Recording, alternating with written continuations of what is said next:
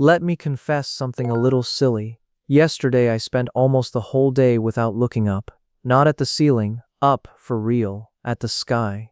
And when I finally looked, it was already almost night, and I felt something strange in my stomach, like I'd forgotten it had been up there all day doing the same slow thing without me.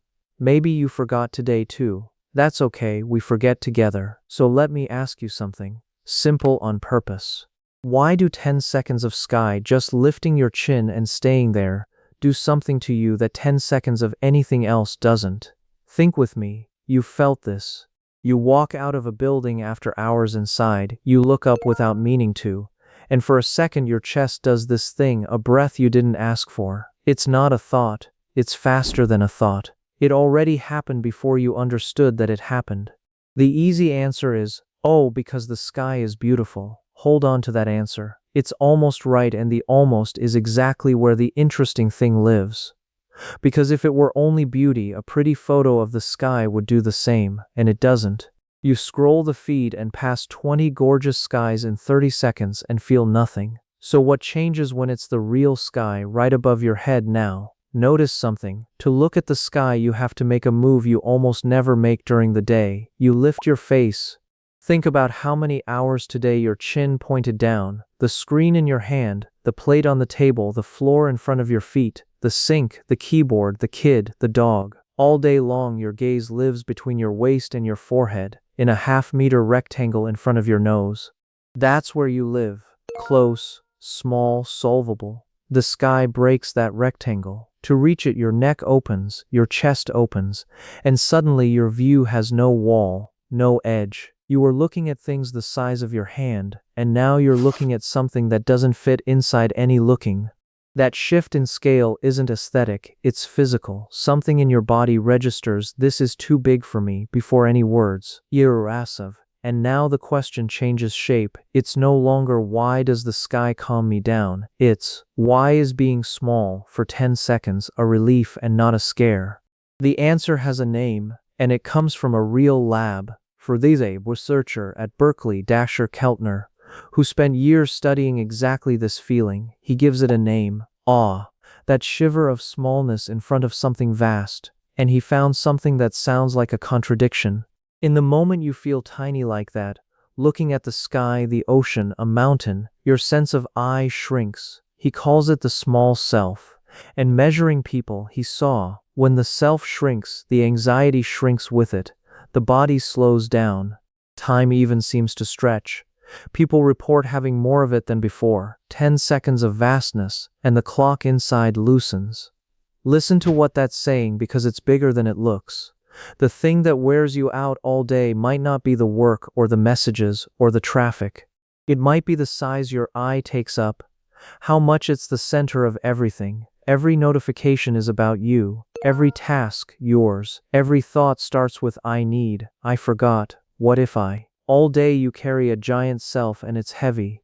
The sky is the one thing that for 10 seconds reminds you you're not the center. And notice, that doesn't hurt, it's a relief. Strange, right? We spend our lives trying to be important, and the rest comes the exact instant we stop being. If that moved you just now, do someone a favor, send this video to that person who's been carrying a self that's too heavy. Sometimes we don't need advice, we just need someone to remind us the sky is still there. Now you're probably feeling an objection rising. Wait, if looking up is this good and this free, why do I never do it? Why do I need a video to remind me of something any kid does without thinking? That's the best question of all. And the answer is a little uncomfortable. Because your anxious self doesn't want you to look up. Not consciously, it's not a villain. But notice where your attention runs when you're tense.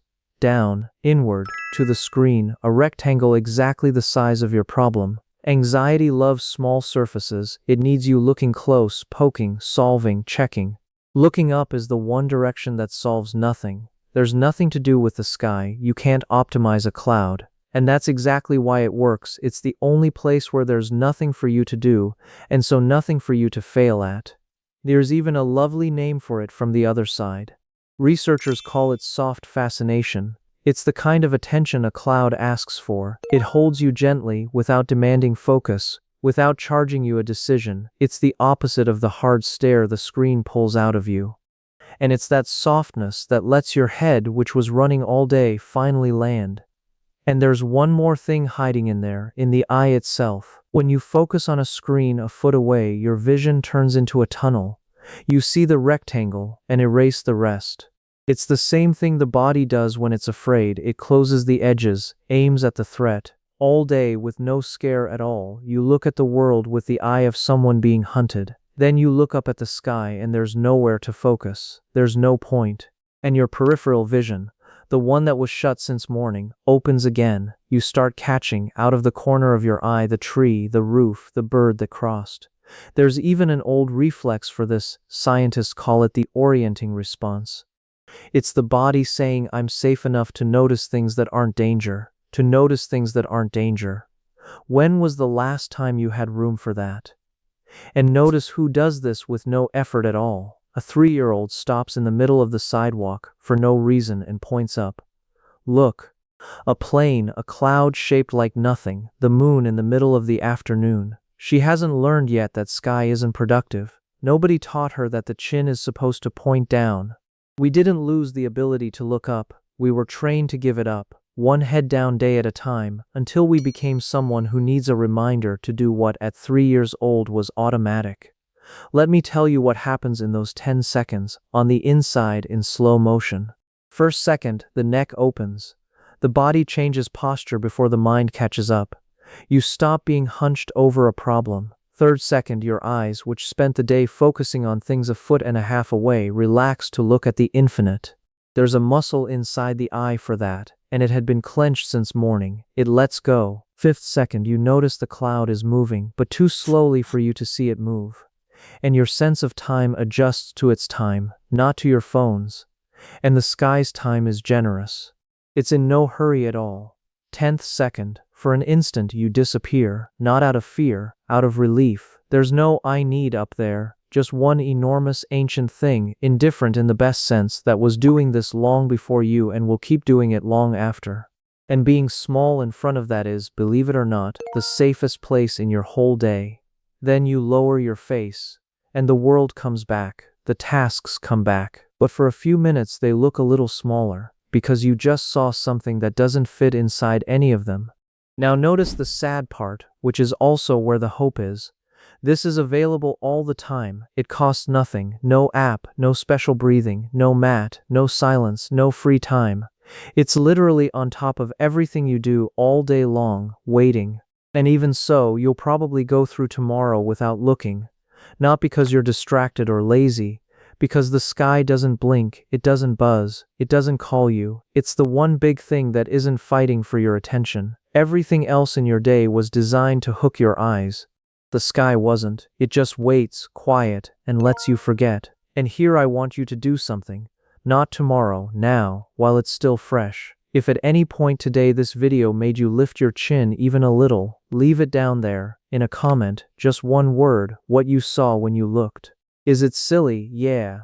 But writing it down anchors it, and reading the comments of people who also looked today, you'll notice something. It's not just you who forgot. There are millions of us, all chin down, all under the same sky, forgetting together.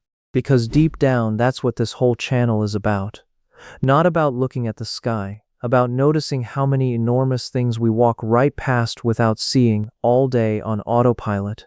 If that's the crowd you want to be near, the one that notices the big things again, this is where they gather, and it's free. The sky is just the biggest of those things, the most obvious, the one that was right there in your face, literally above your nose, and still invisible. So let me hand the question back to you, changed. I started by asking why 10 seconds of sky calm you down. But maybe the right question was never about the sky. Maybe the question is, what else is above you, huge and patient, waiting for you to remember to look? The sky will be there tomorrow, doing the same slow thing, with or without you. The only question is whether at some point in the day you'll lift your face for 10 seconds and let it remind you how good it feels every once in a while not to be the center of anything.